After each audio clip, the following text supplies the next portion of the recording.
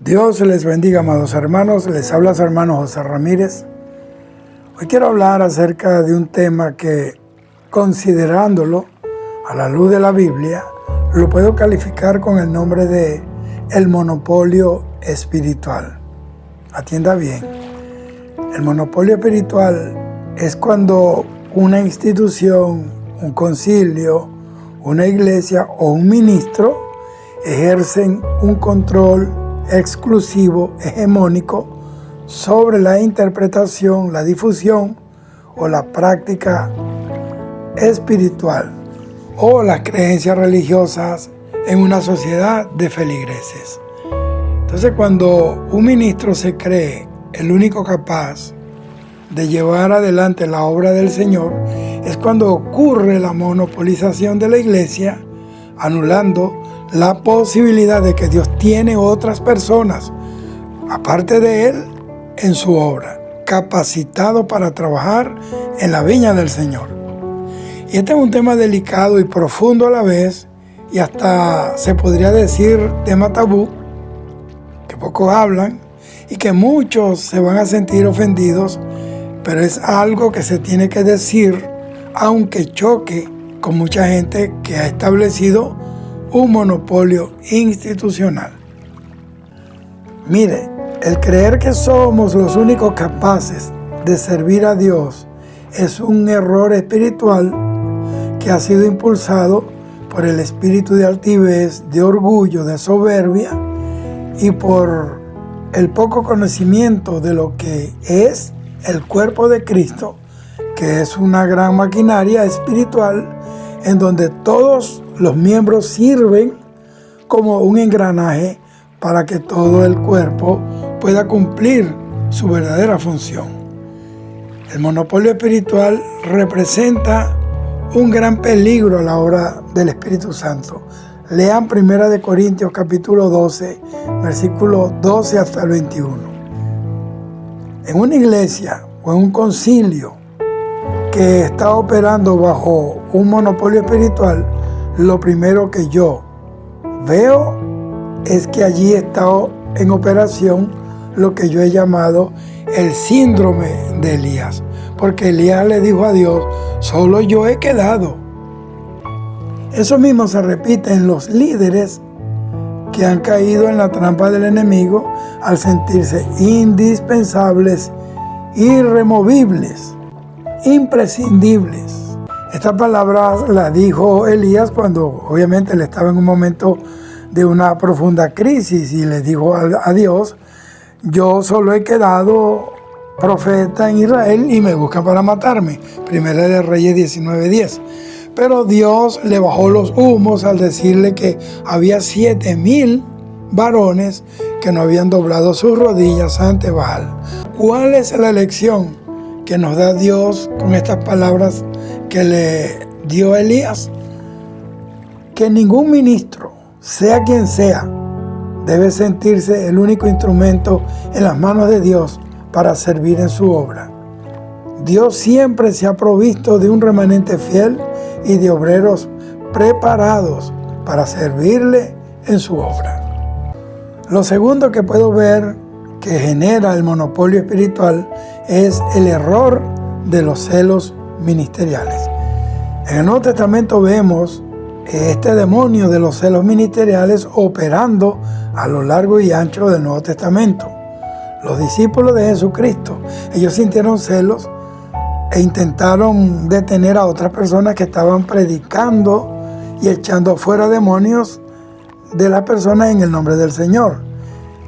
Y lo tremendo es que para ellos, para los discípulos, estos que echaban fuera demonios y predicaban en el nombre del Señor, no pertenecían al club de los 12.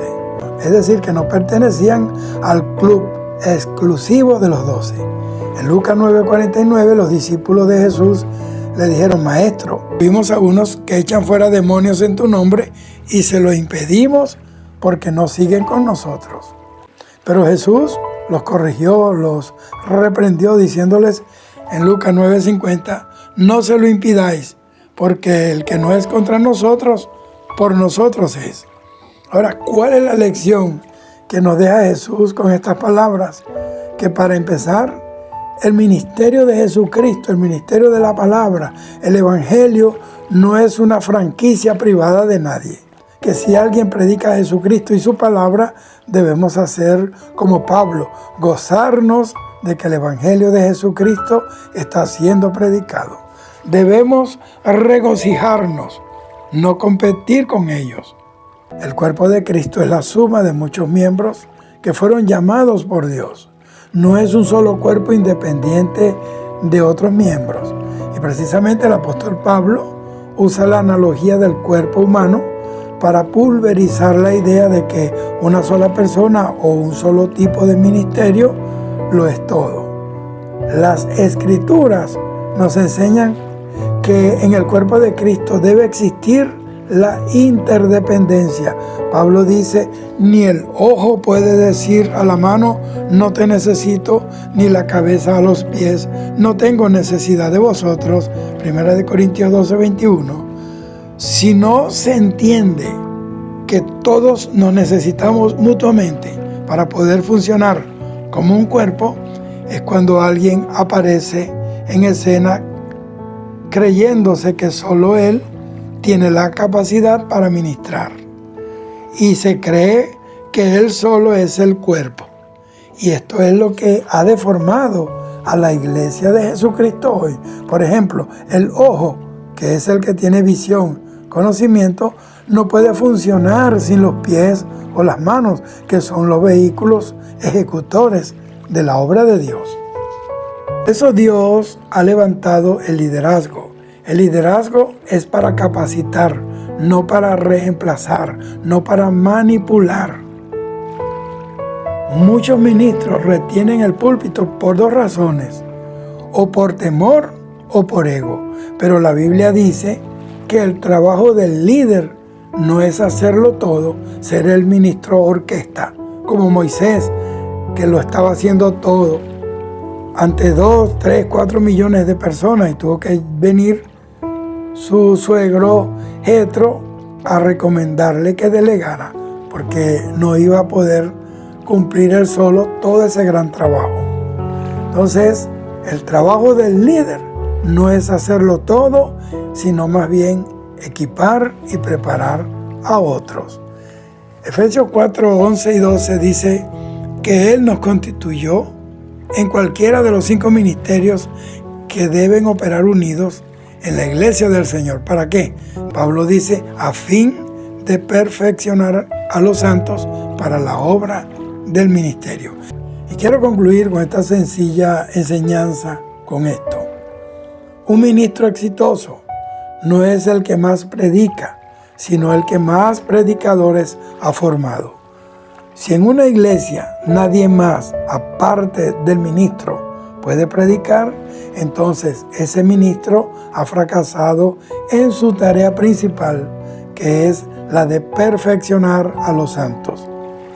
El exclusivismo, o mejor dicho, el creerse el único, así como Diótrefes, es un peligro.